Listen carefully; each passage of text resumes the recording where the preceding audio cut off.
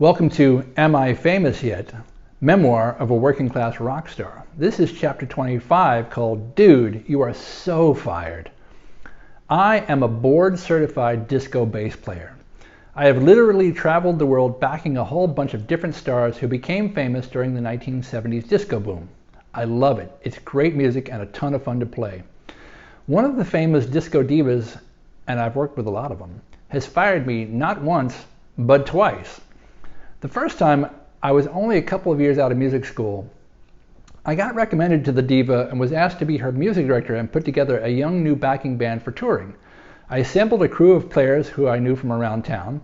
We were pretty green, but we played well and were hungry enough to agree to travel to foreign lands for probably much less money than more experienced players would have done. We did half a dozen shows over a 10-day tour of Brazil that took us from the beaches of Ipanema all the way north to the Amazon basin. The venues ranged from very urban cosmopolitan theaters to some fairly primitive semi-open air venues up north. It was interesting and fun with great gigs. The next booking with the diva was a one-nighter in Singapore. This consisted of 24 hours in the air, less than 48 hours on the ground, and another 24 hours right back to New York. But at least it paid only $450 per person for 4 days of hard travel. The band was a little warm about it and made it known to me in no uncertain terms.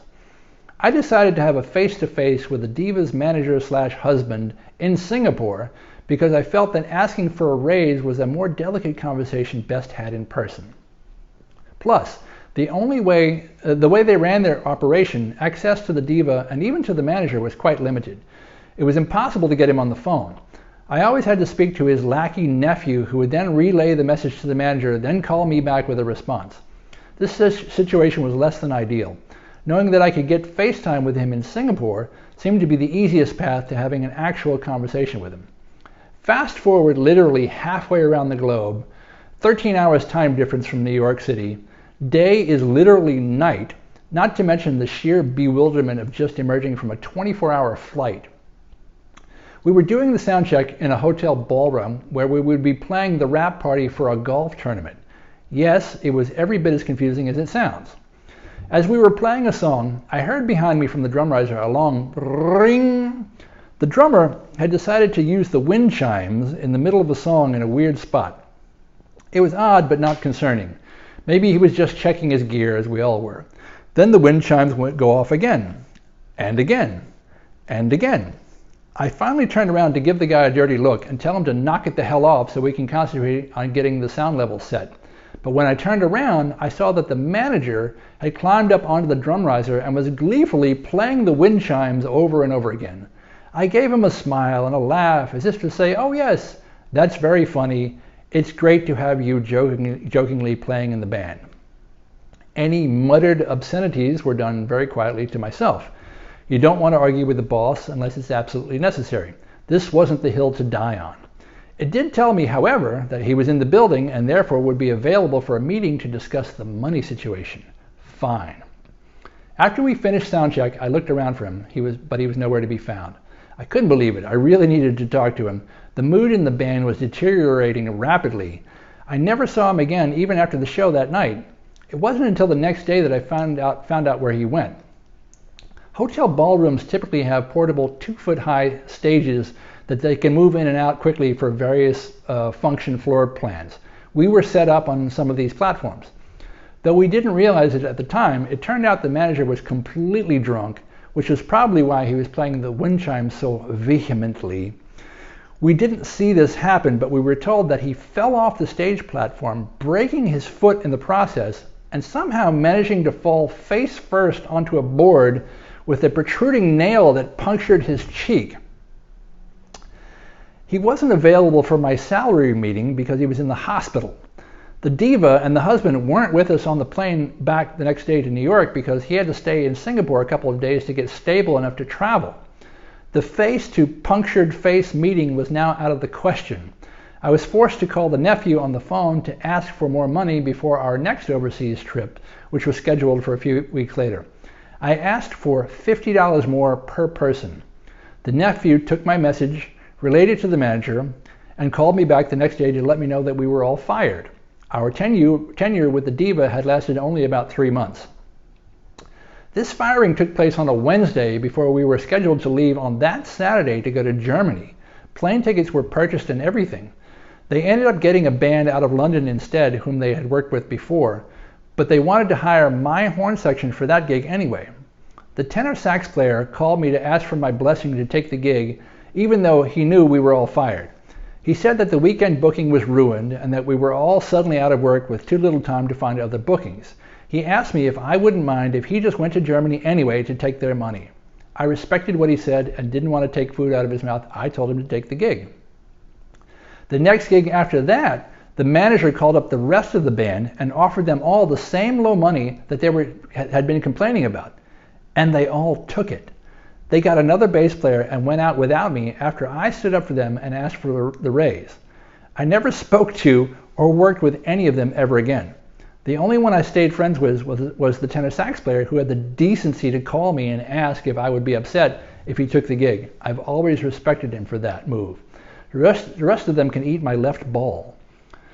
A mere 15 years after this brief but meteoric episode with the diva, I got a call from a keyboard player and musical director who wanted to hire me to play bass as a sideman in a new band he was putting together for the very same disco diva.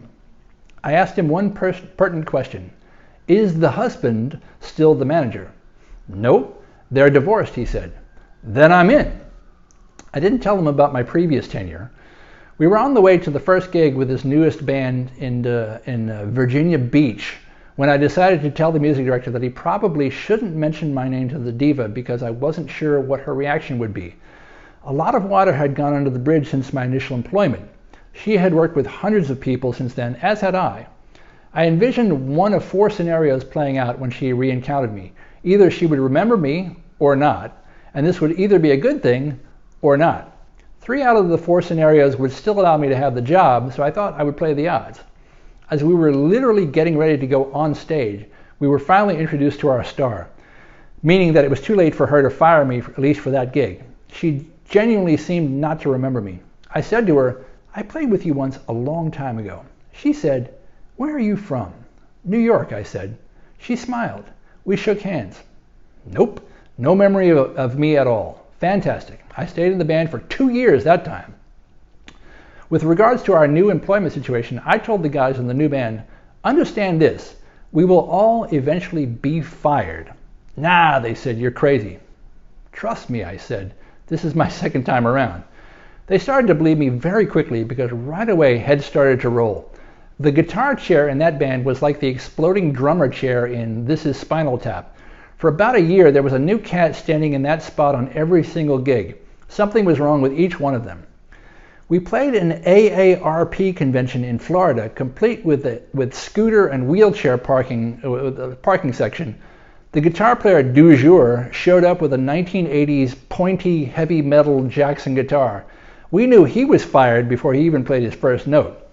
Horn players or backup singers would also get canned one by one. Eventually, I got refired. There was no particular reason given at the time, though much later I found out that they just wanted an African-American face in the bass chair. Fair enough. Basically, it just got to be my turn to go again. Of that 11-piece band, exactly 2 members made it past the 2-year mark. That's got to be a longevity record with the diva. My post-mortem analysis from my original tenure in that band was that the husband/manager was insistent about exercising total control over all aspects of the diva's career and, more specifically, the finances. One of his methods for keeping command of the situation was to never let anyone get near the diva to give her career advice, suggest any kind of changes to the status quo, or even befriend her in any way. As soon as anyone seemed to be entering her inner circle in any way, they were immediately fired. This got to be such a way of life for her that it became the solution to any problem, actual or perceived. If a show in Tucson didn't go well, fire the drummer. If a tour was difficult due to weather delays, fire the road manager. If her shoes hurt because they were too tight, fire the backup singer. This was such a prevalent pattern for so many decades that even though the husband was now out of the picture, the old habits continued. At least, that's my armchair psychiatrist analysis of the situation. I'm just guessing. The punchline for me is that they've called me back twice to come sub in the band last minute.